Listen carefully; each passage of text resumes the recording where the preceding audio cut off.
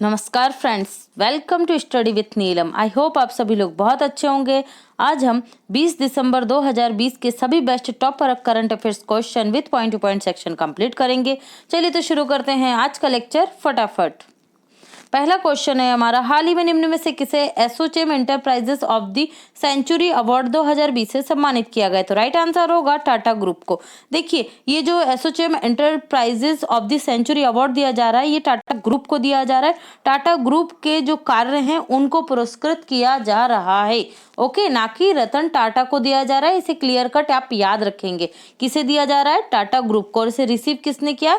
रतन टाटा ने किया। वर्चुअली ये प्रोग्राम आयोजित किया गया था, इसमें इन्होंने इस सम्मान को प्राप्त किया है। ओके, किसने दिया है तो ये भी आप याद रखेंगे, प्रधानमंत्री नरेंद्र मोदी ने दिया है। क्यों दिया गया है? देखिए, जो एसोचैम है इसके 100 वर्ष पूरे हो गए हैं इसकी स्थापना के। देखिए, कब हुई थी स्थापना? 1920 में इसकी स्थापना हुई थी और इसके 100 वर्ष होने पर ये अवार्ड दिया गया है। एसोचैम का फुल फॉर्म क्या होता है? तो एसोचैम का फुल फॉर्म होता है the associate chamber of commerce and industries of India. Okay, तो ये आप याद रखेंगे। बढ़ते हैं अगले क्वेश्चन की तरफ। हाल ही में निम्न में से किसे young champions of the earth के रूप में चुना गया है? तो राइट आंसर होगा विद्युत मोहन। देखिए, ये young champions of the earth award है, ये यूएनईपी के द्वारा 7 लोगों को दिया गया है और उन 7 लोगों में विद्युत मोहन भी शामिल है। जो विद्युत मोहन है, इन्होंने विश्व स्तर पर पर्यावरणीय समस्याओं को सुलझाने में महत्वपूर्ण भूमिका निभाई है और इन्हें यह अवार्ड दिया गया। इन्होंने एक मशीन बनाई है, इनका जो सामाजिक उद्यम है, क्या नाम है उसका? तकाचार इनका एक सामाजिक उद्यम है। उसने एक मशीन बनाई है। उस मशीन में क्या होगा, जो आपके कृषि अपशिष्ट होते हैं या कोई भी बायो अपशिष्ट होते हैं, ठीक है, तो उन्हें क्या करते हैं, उस मशीन में डाल दिया जाता है। वो बिना कार्बन उत्सर्जन के क्या करता है, उससे चारकोल और फर्टिलाइजर का निर्माण होता है उस मशीन से। इसलिए इन्हें सम्मानित किया गया है किसके द्वारा? यूएनईपी के द्वारा, यूनाइटेड नेशन एनवायरमेंटल प्रोग्राम के द्वारा। अब आपको याद है, हमने कल परसों ही पढ़ा था कि यूएनईपी ने 6 लोगों को champion of the earth award 2020 से सम्मानित किया गया है। विभिन्न 5 कितनी श्रेणियों में? 5 श्रेणियों में, तो वो भी आप याद रखेंगे। ओके, और देख लेते हैं पॉल सीन तवाव, ये इन्हें मिला है पर्यावरणीय गोल्ड मेडल अवार्ड 2020 से सम्मानित किया गया है। एशियाई मतलब पूरे विश्व के 6 लोगों में ये एशिया से पहली हैं। कौन? Paul Sein Twa. किस देश से? म्यांमार से हैं। अशरफ पटेल, इन्हें social entrepreneur of the year चुना गया है। और के शिवान, इन्हें सूर्यदत्त इंस्टीट्यूट के द्वारा सम्मानित किया गया है। तो ये सभी इंपॉर्टेंट पॉइंट है, याद रखेंगे। नेक्स्ट क्वेश्चन देखते हैं। हाल ही में आयुष मंत्रालय और खेल तथा युवा मामले मंत्रालय ने निम्न में से किसे प्रतिस्पर्धी खेल माना है?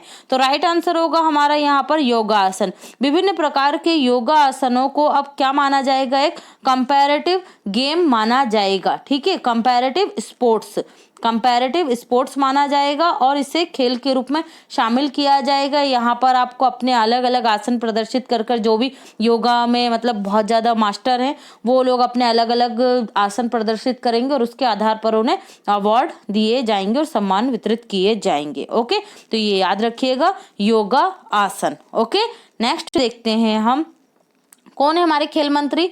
किरण रिजिजू हैं, ठीक है, इन्हें आप याद रखिएगा। और आयुष मंत्री कौन है हमारे? ये हैं आपके श्रीपद यशो नाइक।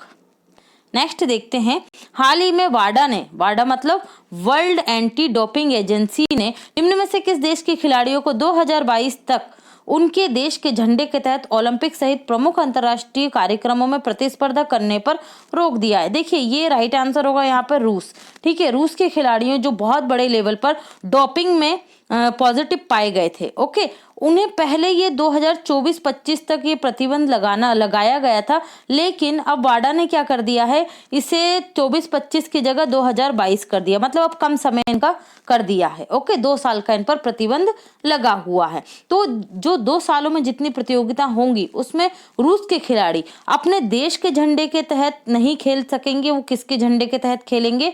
ओलंपिक कमेटी के झंडे के तहत गेम में शामिल होंगे। तो ये आप याद रखेंगे, ठीक है। और इससे क्या होगा, रूस को बहुत बड़ी बड़ी प्रतियोगिताओं से हाथ धोना पड़ेगा। एक देश के नाम जो उनके सम्मान आते, जो अवार्ड आते, वो नहीं आएंगे। ओके, तो देखिए जो वाडा है इसका हेडक्वार्टर कहाँ पर है? मॉन्ट्रियल कनाडा में। और हम लोगों ने देखा था वाडा को प्रधानमंत्री मोदी ने इसके वैज्ञानिक नवाचार और संगठन के डेवलपमेंट के लिए $1 मिलियन की सहायता राशि भी प्रदान की है। तो ये भी आप याद रखेंगे। ओके, तो यहाँ पर किसके रोक लगाई गई है? रूस पर। तो देखिए इस बीच में जो 2022 तक जब तक रूस पर रोक लगेगी, इसमें कौन कौन से इंपॉर्टेंट जो खेल हैं वो आयोजित हो चुके होंगे? तो टोक्यो ओलंपिक। टोक्यो ओलंपिक कब है? टोक्यो समर ओलंपिक जो होंगे ये होंगे 2021 में। कहाँ? जापान में। बीजिंग 2012 में होंगे बीजिंग विंटर ओलंपिक। बीजिंग में कौन से होंगे? Winter Olympic 2022। और फीफा वर्ल्ड कप कतर में होगा। ठीक है, फीफा वर्ल्ड कप कतर ये कब होगा? 2022। तो इन 3 प्रतियोगिताओं, बड़े प्रतियोगिताओं से रूस किसके तहत खेलेगा? ओलंपिक समिति के तहत खेलेगा।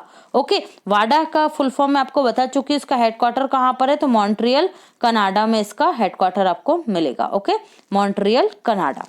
क्या करता है वाडा? तो वाडा जो खिलाड़ी होते हैं, ठीक है, इनके जो नशीले पदार्थ होते हैं उनको लेकर खेल प्रतिस्पर्धाओं में भाग लेना, जिससे उनकी क्या होती है? शरीर में स्फूर्ति बढ़ जाती है और उनकी जो प्रदर्शन की क्षमता होती है वो उसमें भी क्या होती है? वृद्धि होती है। वो नेचुरल तरीके से वृद्धि नहीं होती, किसी तरीके का उन्होंने एनर्जी ड्रिंक या टैबलेट्स वगैरह ली होती हैं। तो इस पर रोक लगाने के लिए एक स्वच्छ और पारदर्शी प्रतियोगिता के लिए वाडा क्या करता है? सभी खिलाड़ियों का टेस्ट करता है। इसी तरीके से नेशनल स्तर पर क्या होती है? नाडा होती है। ठीक है, नाडा, नेशनल एंटी डोपिंग एजेंसी। तो ये आप याद रखेंगे।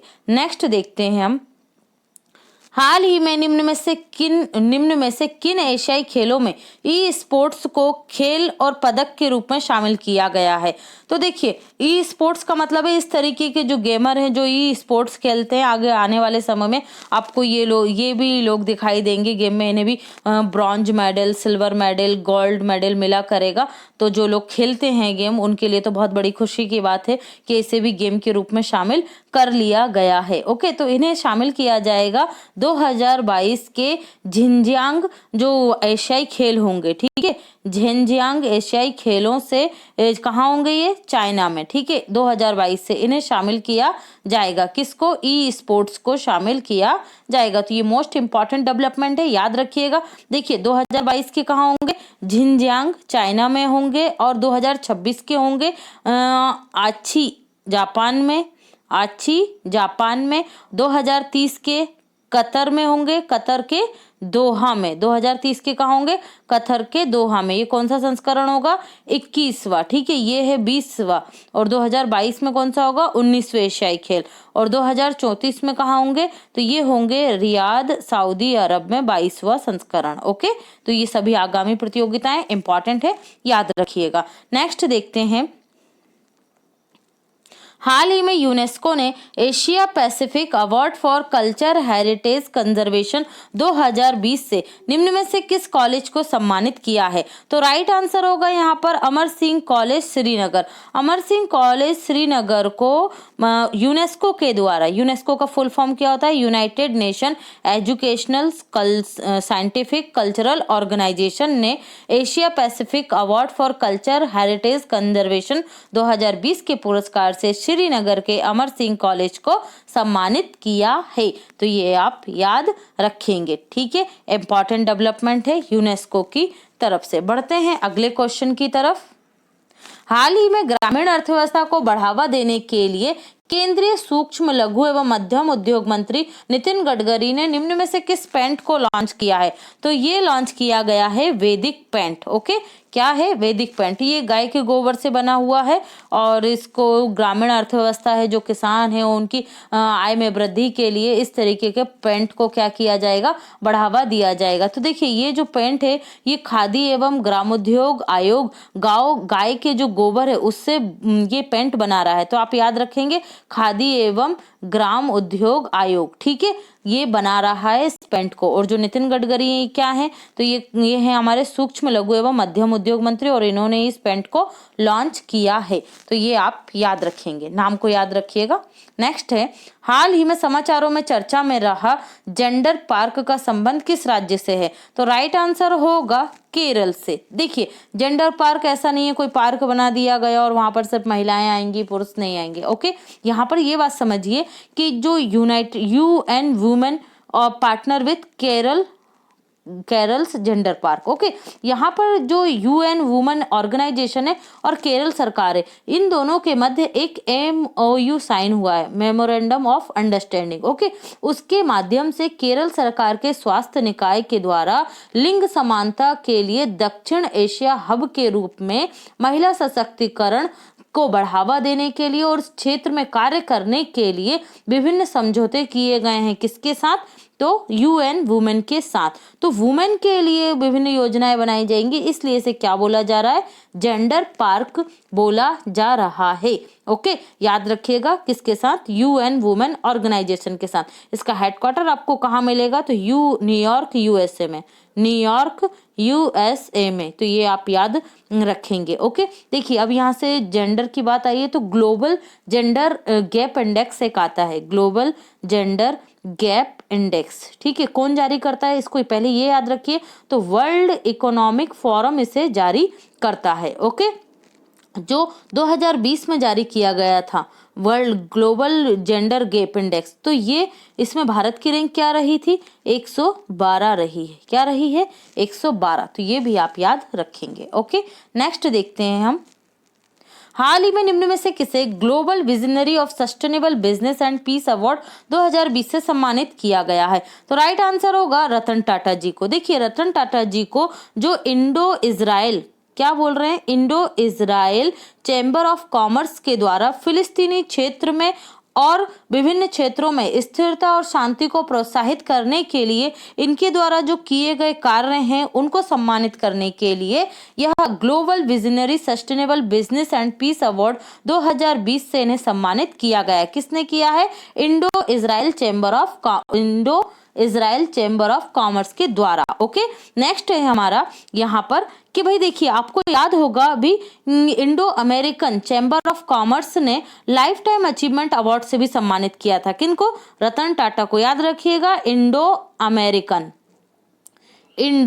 अमेरिकन चैम्बर ऑफ कॉमर्स ने lifetime achievement global excellence award 2020 से इन्हें सम्मानित किया था। तो दोनों का याद रखना, Indo Israel, Indo American. Okay, बढ़ते हैं अगले क्वेश्चन की तरफ।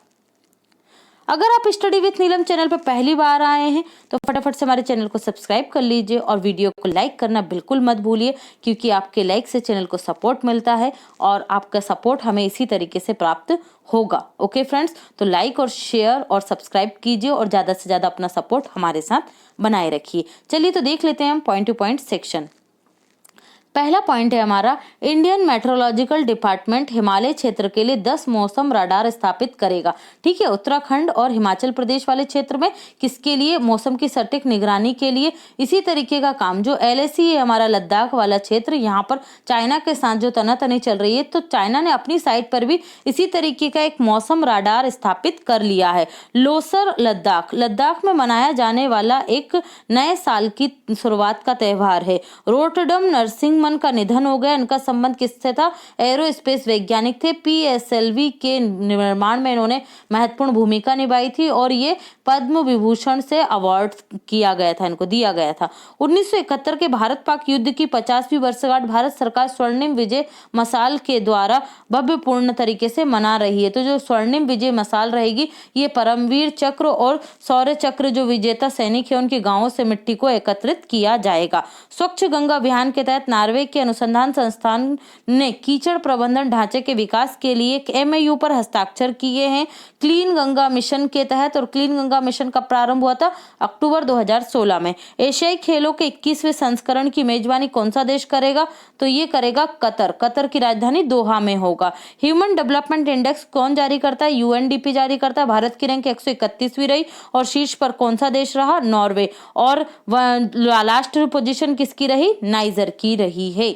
ओके, पोलैंड के जिस फुटबॉल खिलाड़ी ने हाल ही में फीफा बेस्ट मेंस प्लेयर का अवार्ड जीता तो रॉबर्ट लेवांडोस्की ने जीता है। ये बायर्न म्यूनिख क्लब के खिलाड़ी हैं, ठीक है, बायर्न म्यूनिख फुटबॉल क्लब के। भारत और जिस देश के बीच 55 वर्ष बाद चिलहटी हल्दीबाड़ी रेल लाइन फिर से शुरू हुई है तो बांग्लादेश और भारत के मध्य, ठीक है, बांग्लादेश के चिलहटी और पश्चिम बंगाल के हल्दीबाड़ी में। जिस राज्य ने मुफ्त फसल बीमा योजना शुरू की है तो आंध्र प्रदेश ने की है। जिस राज्य सरकार ने किसानों की आय को दुगना करने के लिए क्या किया है, किसान की आय को दुगना करने के लिए किसान मिशन योजना प्रारंभ किया है तो ये है उत्तर प्रदेश। भारत और जिस देश के बीच एक वेबिनार और एक एक्सपो का आयोजन किया गया तो भारत और मालदीव। हाल ही में जिस देश को अगले 2 ओलंपिक या अगले 2 साल के लिए किसी भी विश्व चैंपियनशिप में अपने ध्वज, नाम और राष्ट्रगान का उपयोग करने पर प्रतिबंध लगा दिया तो रूस पर। किसने लगाया? वाडा ने। हम देख चुके हैं। पेटा इंडिया ने, ठीक है, पेटा इंडिया ने people of ethical treatment with animals, ये और एनजीओ है, इसने किस अभिनेता को 2020 के हॉटेस्ट वेजिटेरियन सेलिब्रिटी की ट्रॉफी दी है? तो राइट आंसर होगा सोनू सूद को। याद रखिएगा, सोनू सूद से जुड़ा हुआ एक क्वेश्चन आपके एग्जाम में डेफिनेटली आने वाला है। पाकिस्तान टीम के जिस तेज गेंदबाज ने हाल ही में अंतर्राष्ट्रीय क्रिकेट से संन्यास की घोषणा की तो मोहम्मद आमिर ने। अंतर्राष्ट्रीय प्रवासी दिवस कब मनाया जाता है? 18 दिसंबर को। रक्षा मंत्रालय ने सेना के तीनों अंगों के लिए जितने करोड़ रुपए की लागत से हथियार और सैन्य उपकरण की खरीदी को मंजूरी दी तीनों सेनाओं के लिए, तो ये 28,000 करोड़ के खर्च को मंजूरी दी गई है रक्षा मंत्रालय के द्वारा। कौन है रक्षा मंत्री? राजनाथ सिंह है।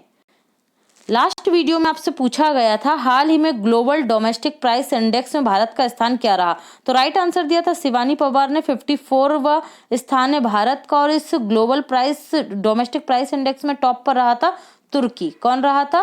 तुर्की इसमें टॉप पर रहा था। ओके, नेक्स्ट देख लेते हैं हम आज का क्वेश्चन। हाल ही में किसने golden peacock environment management award जीता है? ये रहे आपके ऑप्शन। आई होप आप सभी लोग आंसर करेंगे। Thanks for watching and take care. Video को अपना सपोर्ट करते रहिए।